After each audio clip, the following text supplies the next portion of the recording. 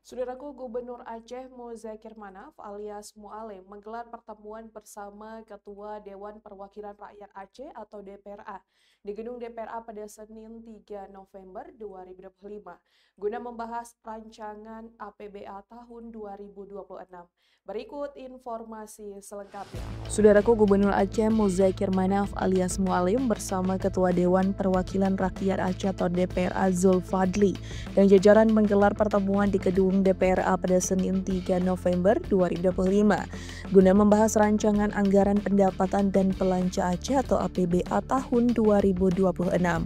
Pertemuan tersebut menjadi bagian dari koordinasi antara eksekutif dan legislatif guna mempercepat proses penyusunan dan pengesahan anggaran Aceh. Mualim hadir bersama Ketua Tim Anggaran Pemerintah Aceh atau TAPA sekaligus Sekretaris Daerah Aceh M. Nasir beserta sejumlah anggota tim. Rombongan pemerintah Aceh disambut langsung oleh Ketua DPRA Zulfadli atau Abang Samalanga dan para wakil ketua serta pimpinan fraksi-fraksi.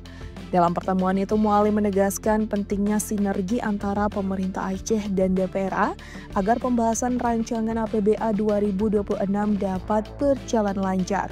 Ia menilai percepatan pembahasan dan pengesahan anggaran sangat diperlukan agar program-program pembangunan Aceh segera dilaksanakan dan manfaatnya dapat dirasakan masyarakat. Sekda Aceh M. Nasir menjelaskan bahwa pembahasan rancangan APBA 2026 masih terus berlanjut.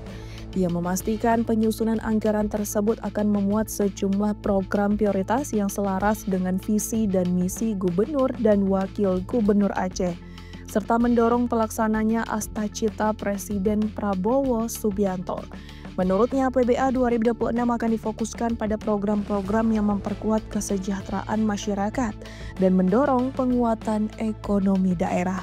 Ia menambahkan tim anggaran pemerintah Aceh terus berkoordinasi dengan DPRA agar seluruh tahapan pembahasan berjalan lancar, sehingga pengesahan APBA 2026 dapat dilakukan melalui rapat paripurna sesuai ketentuan yang berlaku.